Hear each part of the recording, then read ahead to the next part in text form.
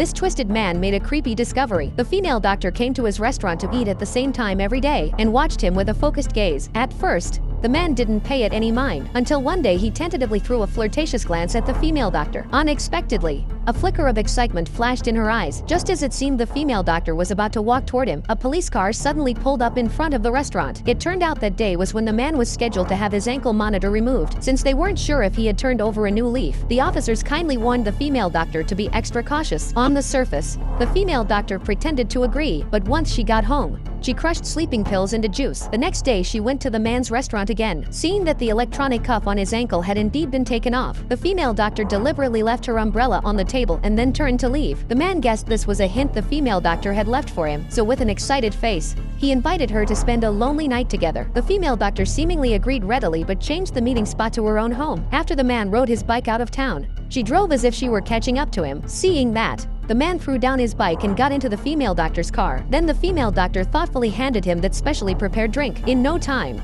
the man felt dizzy and groggy. Even so, he still struggled to help the female doctor carry plastic sheeting into the house. Watching the man's sweat buckets, the female doctor thoughtfully took off his clothes for him. Then she grabbed a towel and wiped the sweat from his body. The man took a deep, contented breath and then passed out in a daze. When he woke up again, he was lying on the plastic sheeting he had helped carry in, his mouth gagged and his hands and feet tied up. Only then did the man realize he had fallen into the hands of another psycho. The female doctor had actually looked down on this man, but because his sister's cooking skills were truly amazing, she often ate at their restaurant. It was just that ever since the man got out of prison, his sister had been getting beaten by him frequently, and every time the police questioned her, she just lied that she had slipped and fallen. Her blind protection left the police with no way to intervene. The female doctor hadn't wanted to meddle at first, until one day she saw a for sale sign posted at the restaurant entrance. That made the female doctor fly into a rage instantly, because she had come to treat the restaurant where she ate daily as her second home, so she would never allow anyone to destroy it. After her assistant persuaded her, the female doctor promised not to do anything outrageous. Then the female doctor pulled out a knife and interrogated the man. Watching the man die little by little in pain, the female doctor finally broke into a happy smile. She enjoyed not only the sense of accomplishment from saving lives in surgery but also the thrill after killing. Then she stuffed the corpse into the trunk and called her assistant. Soon the assistant rushed to the female doctor's house, skillfully took out specialized tools, and burned all the man's clothes and ID. Finally, he used professional chemicals to clean up the bloodstains in the house. Meanwhile, the female doctor went deep into the mountains and dug a large hole to bury the corpse there. However,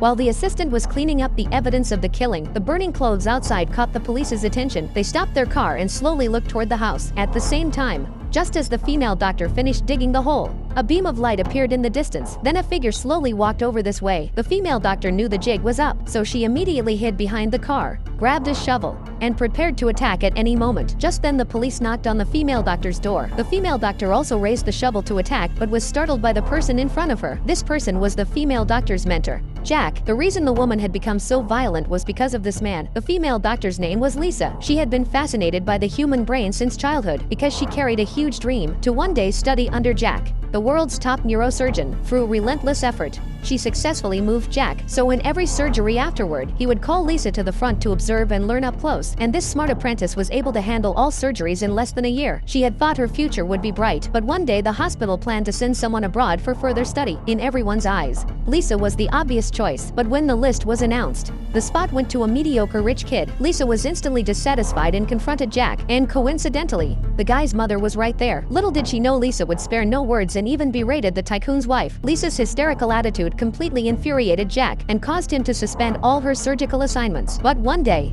when Jack returned from a conference, he discovered Lisa had violated his rules and performed surgery privately. No matter how Lisa explained, Jack still had her thrown out. That humiliation completely shattered the last bit of Lisa's self-respect. After that, Jack even revoked Lisa's medical license, making it impossible for her to set foot in an operating room ever again. That night Lisa knelt in the heavy rain, begging humbly, but the cold and heartless Jack wasn't going to give her a single chance. From then on, Lisa lost everything completely and fell to working as a low-level surgeon in the black market. It was then that her life began to spiral wholly into darkness. One day she got an order. The client had set the surgery location in a temple deep in the mountains. Soon a gang boss covered in tattoos was carried out of the car. Then everyone involved in the surgery received a notice. If the patient lives, everyone lives. If the patient dies, everyone dies with him. But none of this affected Lisa. The surgery quickly reached a critical stage, and the underlings surrounded the area tightly. If anything went wrong, dozens of throwing knives would fly fly in and take her life. But right then Lisa actually told her men to stop the anesthesia and wake the patient. Seconds later the gang boss regained consciousness. While performing the surgery,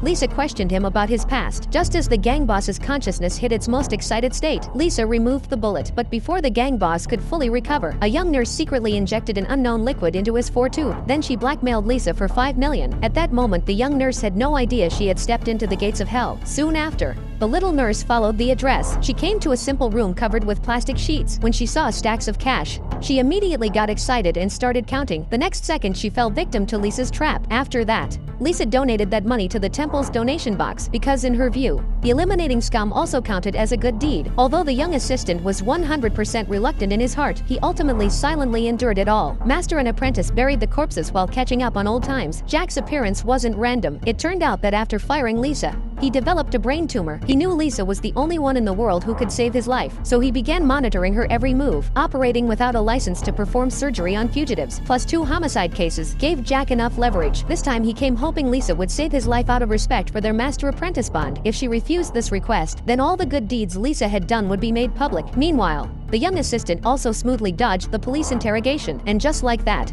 the small town finally returned to a brief period of calm.